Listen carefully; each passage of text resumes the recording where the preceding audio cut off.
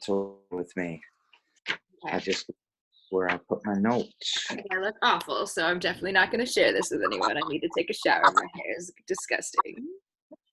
Um, Shayna like literally woke up and got right on. You could tell she was all flustered. So there's three projects that I'm working on. One is with Peter Reeves, who is Sumac Life, and this is the USDA produce shortage project. This one, I don't have enough information about it yet, so I'm still trying to track it down. Okay. The other one is with a guy named Clark Anderson, and he is with a company called AJ Boggs. And I'm going to send you two emails that he sent me yesterday. I'll forward them later after we just talk a little bit. Mm-hmm. And he owns a company called AJ Boggs. They're an old time Lansing, East Lansing software company. They've done hosting, they've done software development. He really is into crypto a lot, but not on the monetary side, more like couponing and tipping people and stuff like that. And he's got some really cool ideas. He uses a network that is called, I'm not going to remember the word or what it, I'll ask him what it is, but it's something like Candela or Cadence or something like that. And what you do is when you set up your profile, you tell a story about yourself. And then there's this machine learning algorithm that finds other people for you to connect with based on the story that you tell, something like that. Yeah. I haven't looked at it at all, but he really wants to build a community in that space through one or both of these projects that I'm going to mention. So we've got that we have to figure out how to deal with, but he's talking about two different grants, each going up to $500,000 for him, and we would try to get like 100,000 of that on both of them. So to me, there's going to be different communities in the world. We're going to have to work with them anyway. And if that's the route he wants to go, if we could get $200,000 worth of contracts, that really starts to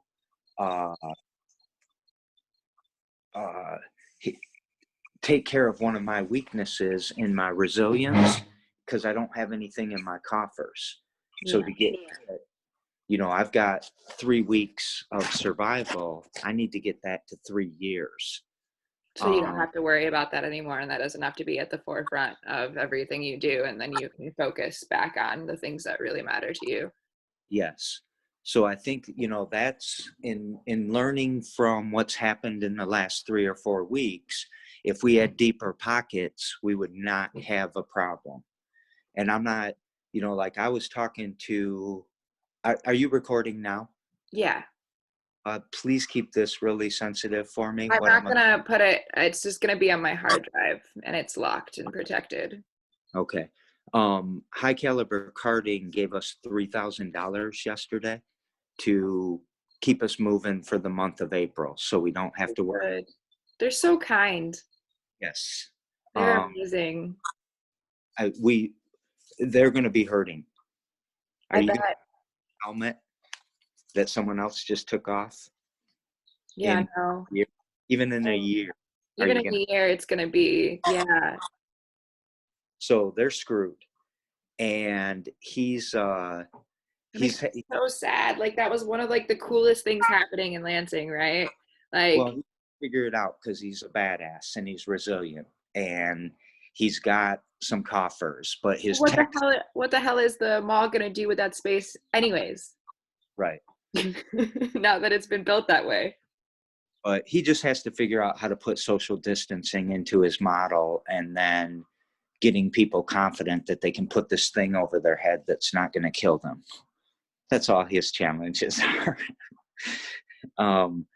But he's burned $750,000 developing the technology for the overhead display, which will turn his carts into Mario Karts.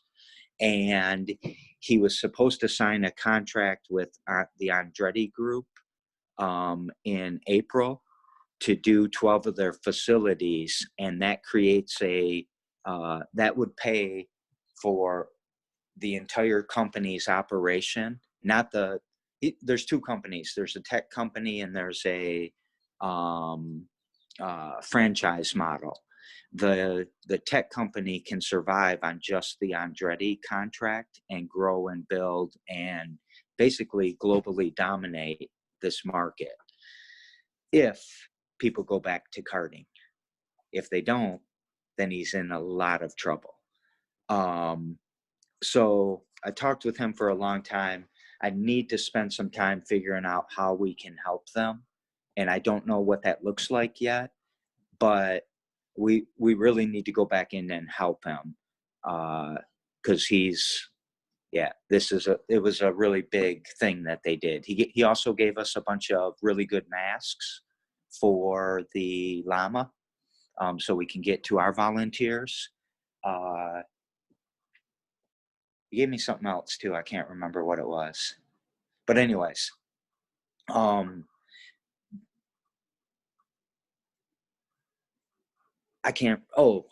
point that I was going to make though is he's got, like $1 million in the bank, and that's burning away very quickly for him. So could you imagine if we had $1 million in a bank? We could survive for 5 years. I mean, we really could. Yeah, and really. I've got to really focus on putting some money away in that rainy day fund, and upping my margins in the contracts that I get. So, I don't want to piss around with, little $1,000 contracts with Leap and try to piece that together 100 times a year. I'd rather have one contract for 100,000. Mm-hmm. Another quick side note, when would be an appropriate time to ask Ken? And I'm real good friends with Ken, so I can ask him this, but I wanted to reach out to him to try to get an idea of what he expects from the Fledge with that MODA grant. Is it still premature for that? I think that there is a big grant opening coming up in May, and we're supposed to have a really big meeting, like a town hall session, to bring in all of the prevention programs in the state. And those are the big grants I think are opening up that you have to do on eGram, which I heard is a horrible place to try to navigate. But I mean, that's going to be my job, is helping people do that.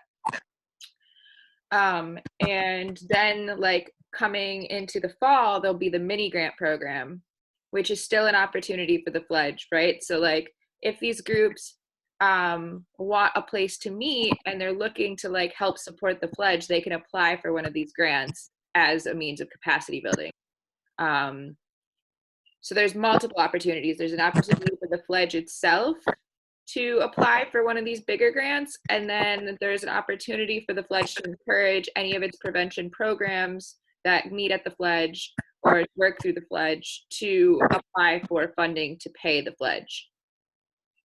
Okay, got it.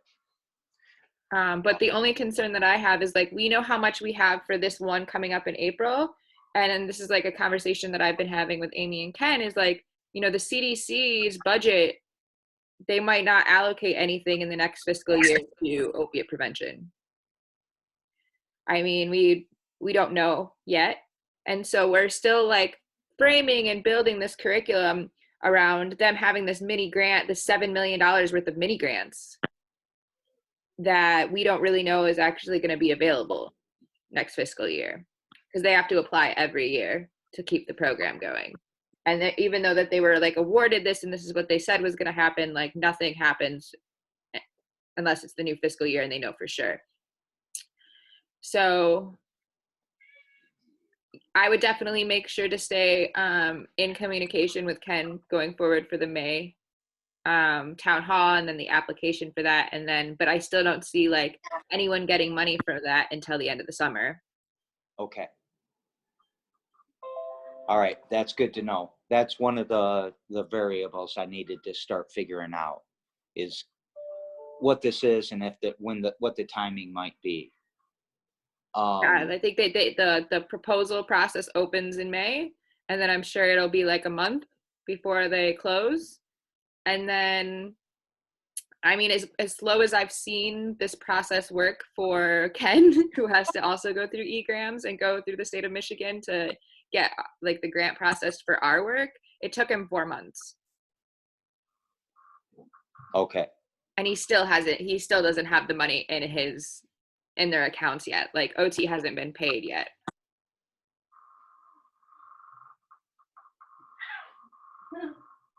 Okay. Sorry, I'm just opening up a document so I can, and I'm going to forward this to you real quick. But I'm going to go on to Clark Anderson now. And one of the grants is with the Michigan Health Endowment Fund. And the other one I'm opening up right now is also with them. So they're both in the same place. He's working with when you see this, you're going to see some dates like March 23rd is when the concept papers were due. We don't have concept papers in yet. She doesn't care. She knows, and she wants to keep moving forward.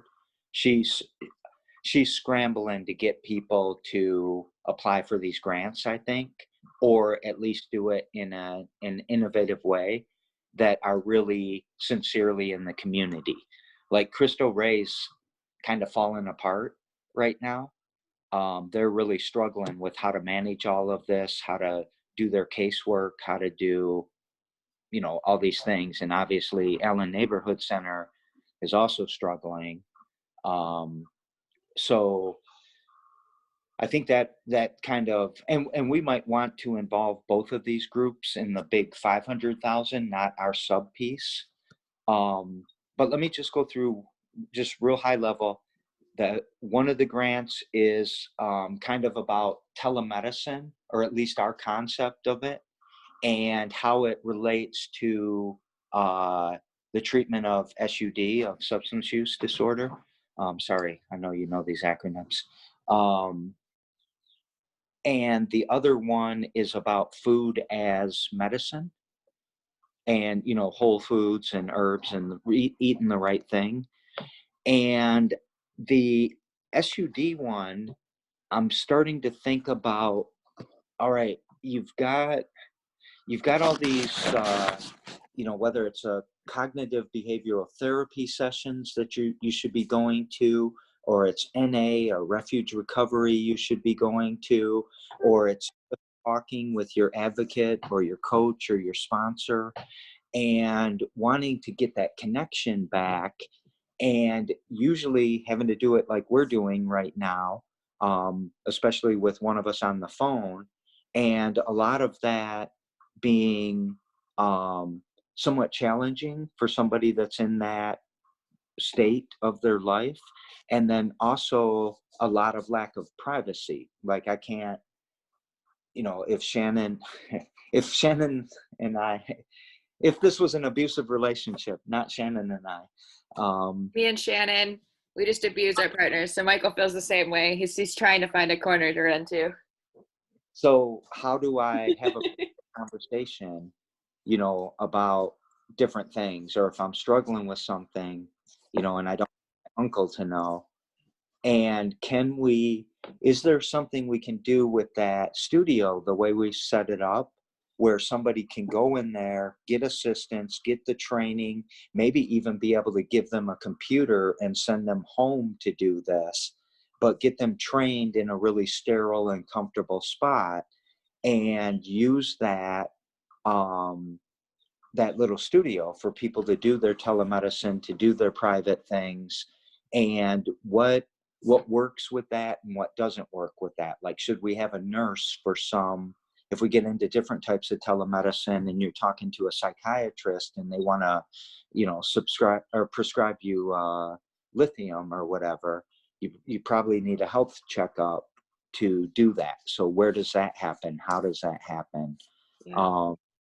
And just starting to, maybe use the tools that Wesley Ma has available with Health Optics, or use the tools that Stadium Experience or SE Networks has for their contained networks, or pair up with Prevention Networks and do something with them. I think we've got, between Refuge, NA, Harm Reduction Michigan, Punks with Lunch, Families Against Narcotics, Prevention Network, we've And got a ton.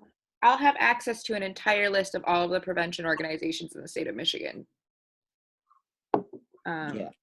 Because we have the coordinator at Prevention Network, and then also their intern working on data collection right now.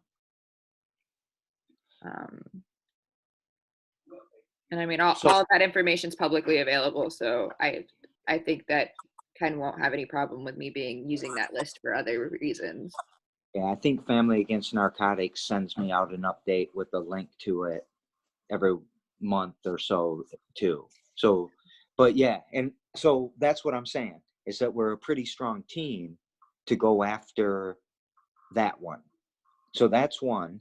The second one is the food as medicine, and it's not related to the USDA produce shortage, but it is. I mean, they're going to be, if we're trying to get whole foods to people this year, we're going to have a problem doing that. There's going to be a lot more processed, preserved type of food being distributed.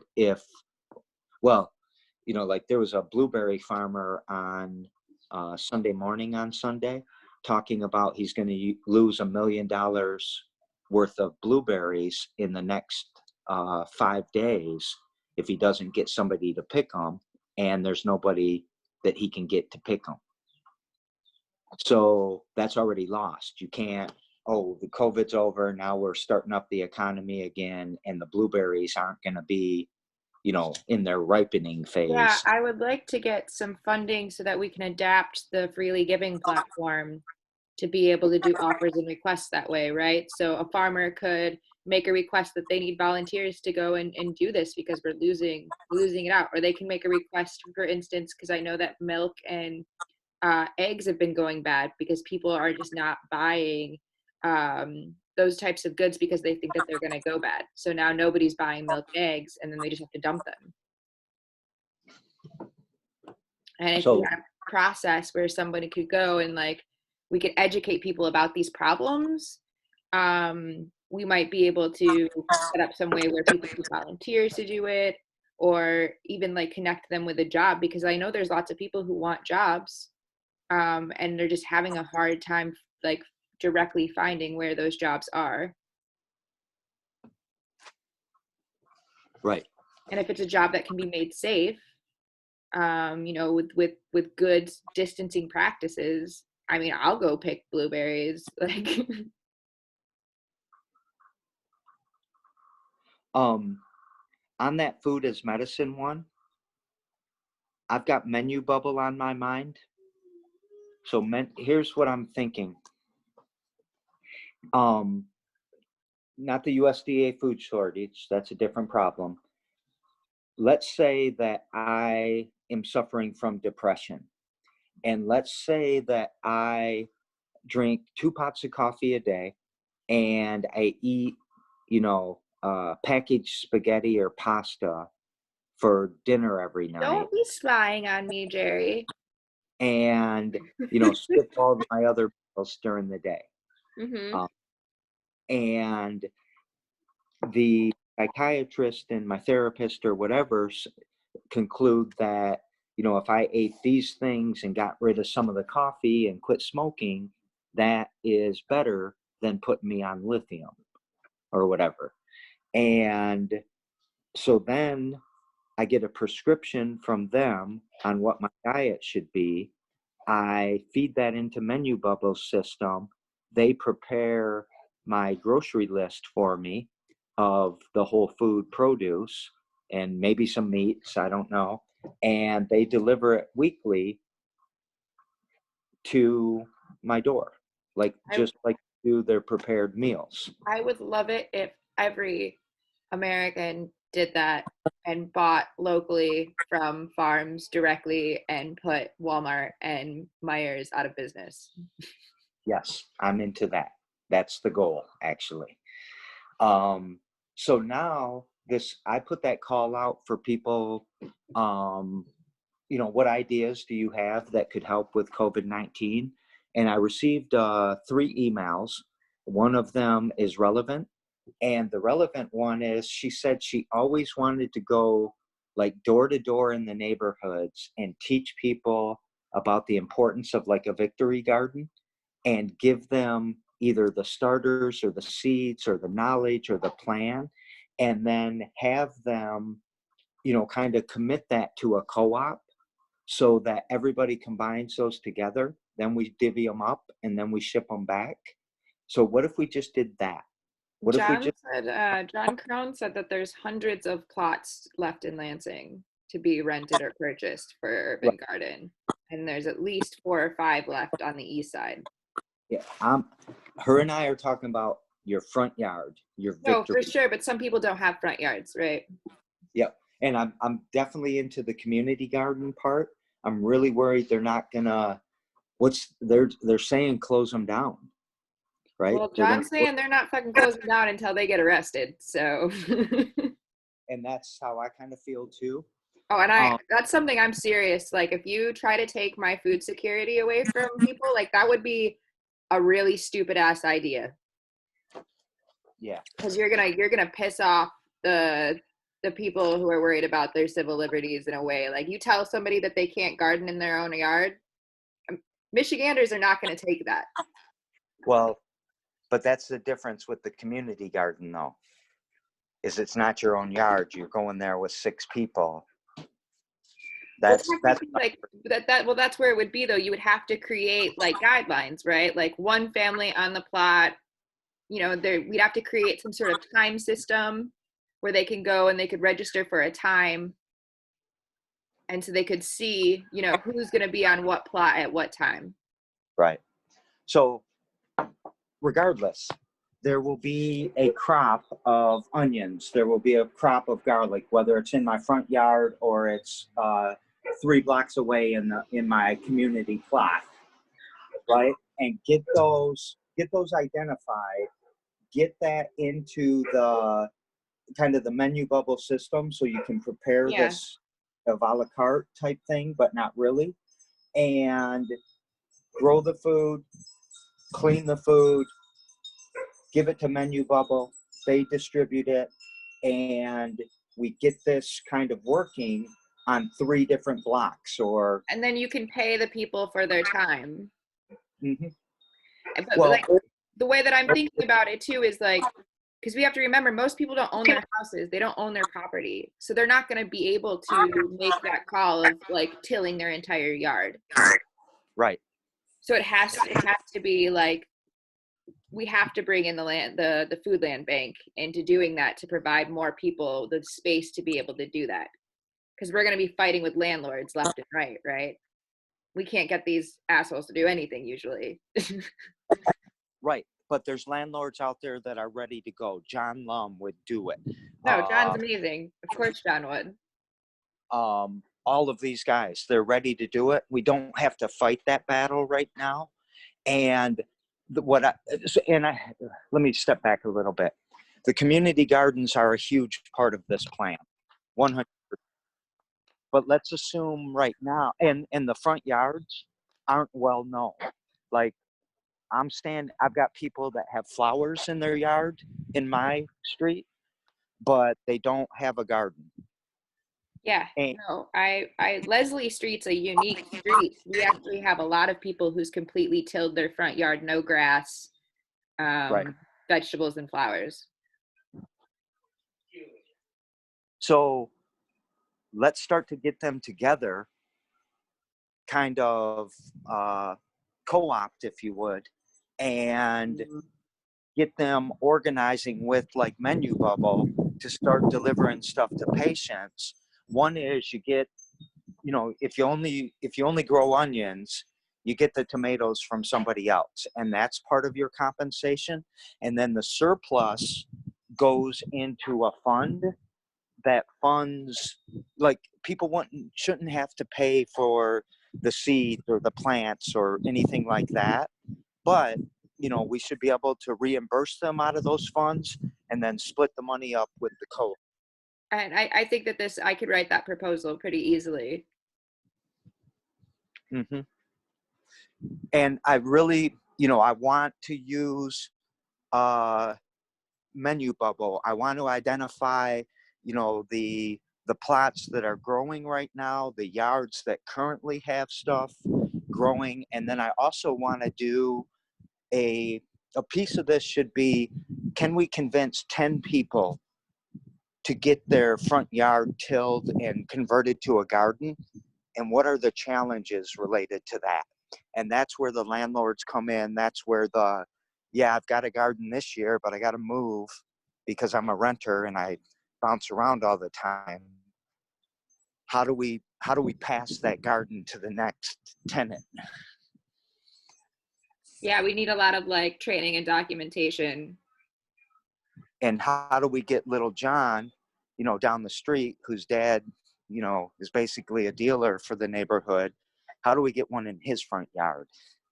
How do we engage people outside of the system?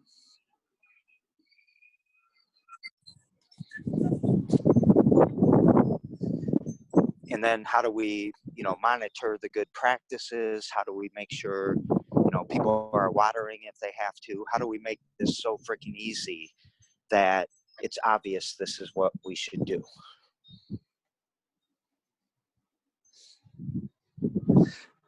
And I want to tell you a personal goal in this. I've got this goal of turning Eureka Street into a startup haven where people who are doing their startups might live in their, you know, the top of their house, but in the bottom of their house is their art studio or their office or their accounting practice, whatever it is. And they all of those houses that have that startup also have a garden in the front. And Eureka becomes the way that you walk from the Capitol to the Avenue. That sounds beautiful. That's a dream that I've always had. I want Eureka to be the Fifth Street of Lansing, like Fifth Street is to Austin. No, yeah, I think that that's amazing, and I'd like to get that in a one-page proposal too, just so you have a document that you can just send out automatically, because there might be people interested in helping to do that, right? And putting money into the foundation to be able to purchase property as it comes up for sale. Yeah, that would. And honestly, like if the mayor's talking about a beautification project, like that's a real beautification project, not the beach that they connected to the grossest river in Michigan. Where I want to have the state tournament for sand wrestling, beach wrestling. Where the cats all go, where the feral cats all go to shit. That's gross. And then they blame it on the homeless people because they can't tell the difference between cat shit and homeless people shit. You're wrecking my dreams.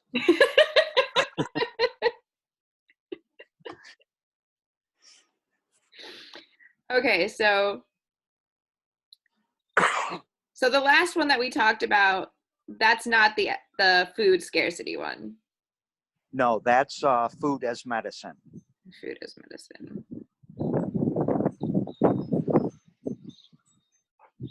Okay. I think between me and Michael, we could draft a 2-page proposal for that, and then get your feedback and how we can add like more things to it. That would be perfect. That's like me pushing a magic button and having something happen. Well, like I said, I like the fact that like you're the one communicating, you're the one reaching out and like doing that work we can write the little, write up for it. So it's like, there's something there and legitimate. And then we can just make a call for funding. And I mean, we can put it on the Fledge website too, like, cause if they're not willing to fund it, maybe someone else is. And just to keep these proposals like front and center in public and being like, we have all these project ideas, like tell us which one you want to fund and like, let's get this started. Man, I like that a lot. You always seem like you're in a passive role where you're waiting for the grant to pop up and you're trying to match it. But if you're doing calls for funding, you're putting yourself in a more active role. Yeah, and I've had, like, we've had a lot of success with that kind of style so far with Llama. Instead of us going and applying for grants, we say, hey, we have this project, we have this thing that needs to be funded, who wants to fund it? And we got like $700 in donations yesterday. And then a company is supposed to give us $5,000, and then another person's going to match that. That's awesome. So we're definitely going to have enough money for food. The problem is like, I'm worried about finding the food to purchase. So I'm going to write a 1-page proposal for like food. And then I have to make calls again to the suppliers with Katy and try to figure out if we can actually get that food. Okay. So that's going to be all right. But I should be able to type something up for these like by like the end of the day on Monday. Okay. I will call Clark today and tell him all that. Okay. Great. And are they going to need like a budget put together already, or? What's that? Are we going to need budgets for the proposals put together by then? It would be very helpful. Okay. That's always the most work. It's always the most tedious work. And probably where I'll need the most support from you, because I don't fully understand all of the costs and intricacies involved in that. So if you could do me a favor, and I know we have this recording and I can like go back to it, but if you could email me just like a title for each one of these projects, the goal of each project, and then the like general how much money you're going to be asking for, and then I can try to fit everything into that amount. Got it. I will do that. Thanks. I appreciate it. I am going to grab my sewing machine, grab the pails. How many pails do you need? For which I have the are they 5-gallon or 10-gallon buckets? I bought 10 of them. Okay. Are you talking about for like the composting? Yep. I haven't identified people who want to do that yet. So I don't know. Like I use 5-gallon buckets for planting, but I have plenty of those. I don't have lids on the ones I have.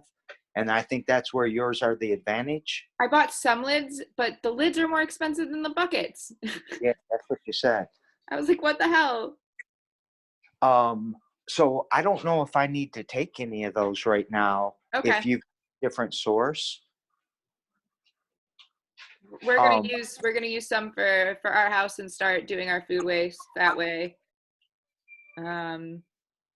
I put up the greenhouse yesterday, and now we're gonna put the sprouts into bigger cups today or tomorrow, and then I'm gonna finish the inside chicken coop on Saturday because it's supposed to be nice out, and I got the primer paint and sealant and stuff. So Sweet. you know what I forgot to get? Foam sealant. Oh, God damn it! I knew I was forgetting something for the cracks in my garage. I had this guy come to the Fledge 2 years ago when we first moved in, and he brought this foam sealant, and he was spraying it on a suitcase and painting it orange, and he just disappeared one day and never came back and got his stuff. I have some of that. Really? We should test out that it works, but you won't need to get that. Okay, great. And I know exactly where it is. 100% for sure. What time are you going to be at the Fledge? Give me about an hour. About an hour? Okay, I have a meeting at 11:30. I can be there in 45 minutes. Okay, that's fine. Just so I can drop off, because I also have 30 masks. I'm gonna take 10 of them for care packages, and I'd like to also grab that lotion and anything else you have for the care packages so I can put them together. Okay. And then I'm gonna drop them off at the police department to be given to the hospital workers, and I'm gonna put the phones in there too. I got charging cables for them, and I'm gonna like write out a little I'm gonna go in and I'm gonna go ahead and download like Skype and Zoom and all that stuff on the phones now, and then write like little instructions and print them out and put them in the care packages, and then say if you know of a patient in the hospital who doesn't have access to video chat, like please give them these phones, because I think that will make the healthcare workers feel better that they could help someone too. Yes. So I'm going to leave that up to them. Nice. That's a really good idea. I figured that they would appreciate that. What'd you say? The giving's always better than getting. For sure. But I want to not sit on that stuff any longer. I want to get it out by the end of the weekend. All right. So I will see you at the Fledge at 11. Okay. I'll be there. All right. See ya. Thank you. Bye-bye.